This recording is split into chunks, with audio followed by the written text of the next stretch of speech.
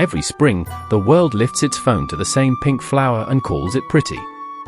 Almost no one who photographs it knows what it once asked of the young men who stood beneath it. This is the cherry blossom. In Japan, it has been sacred for more than 1,000 years, not as a symbol of spring, but of death. This is its story. In the spring of 1945, on an airfield in southern Japan, a boy of 19 tied a branch of cherry blossom to the front of his aircraft. He would never see that flower fall. Within hours, he would fly the plane, on purpose, into the side of an American warship. On its nose was painted a single pink blossom, and the machine itself had a name. It was called Oka. Cherry blossom. Why would a nation take the gentlest thing it owned, a flower that lives for a week, and teach its children to die for it? To answer that, you have to forget almost everything the postcard taught you.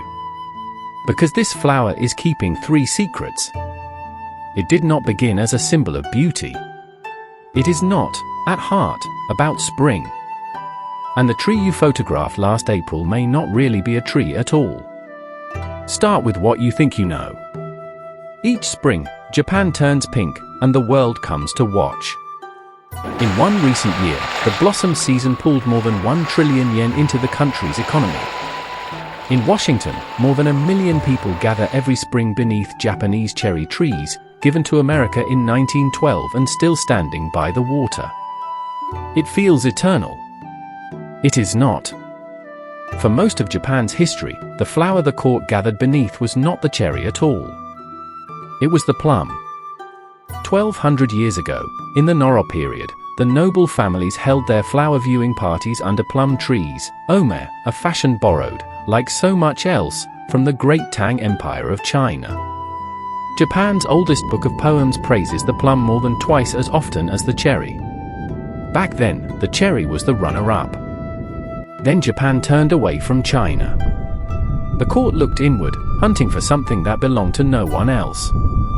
And it settled on the cherry, because the cherry did the one thing the plum refused to do. It fell.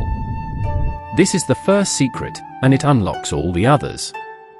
In Japan, the cherry blossom is not loved because it opens.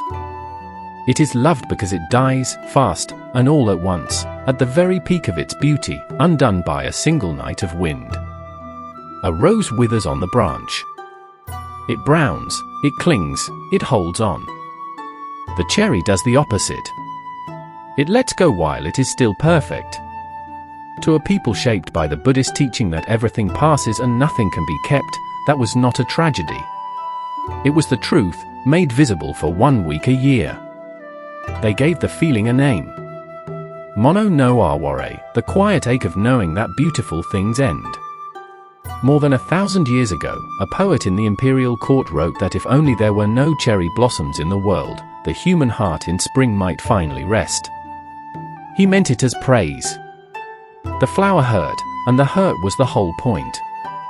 And there was one kind of man who looked at a falling petal and saw a portrait of himself. Among flowers, the cherry. Among men, the warrior. The samurai claimed the blossom as their emblem, not for its color, but for its ending. To fall at your peak, in service, without clinging to life, that was the death a samurai was raised to want.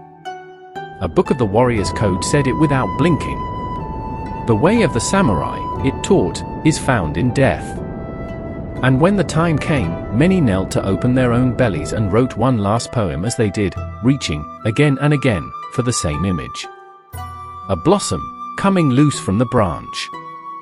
For 1,000 years, that was where it rested, a private, aching beauty. Then the state came for it. In the 1700s, a scholar wrote one line that would outlive him in the worst way imaginable. If you want to know the soul of Japan, he wrote, it is the mountain cherry, glowing in the morning sun.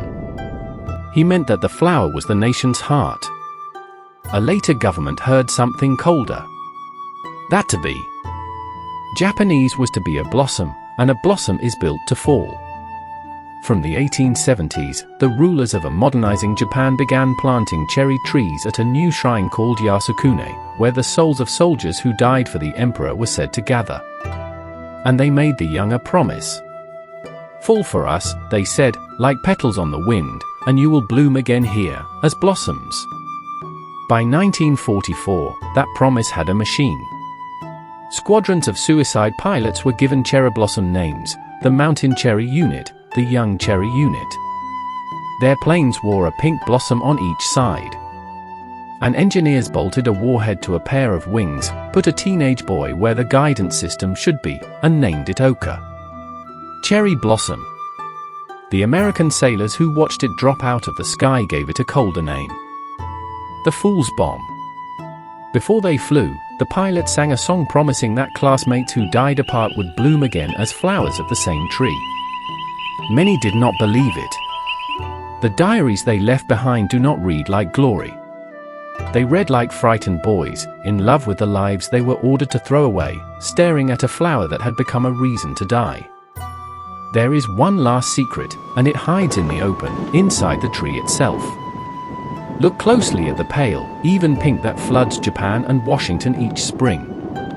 Almost every one of those planted trees is a single variety, the Someyoshino.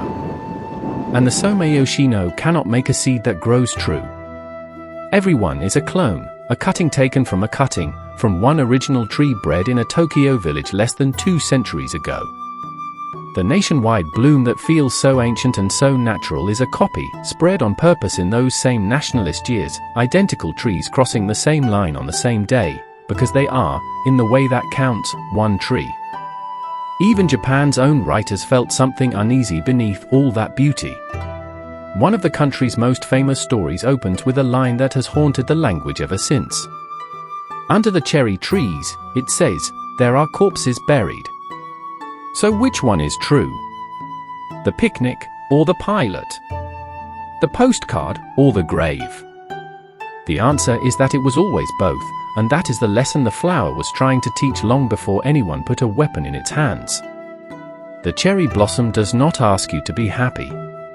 It asks you to notice that the people at your table, the spring you are standing in, the version of yourself that exists only this year, are all already falling, and are worth more because of it. That is mono no aware, and you do not have to be Japanese to feel it. But the blossom carries a warning too. A symbol of pure and simple beauty is exactly the thing a nation reaches for when it wants you to stop asking questions. The same flower can mean love, and can mean death, and the whole difference lies in whose hand is holding it out to you. So here is what I want to know.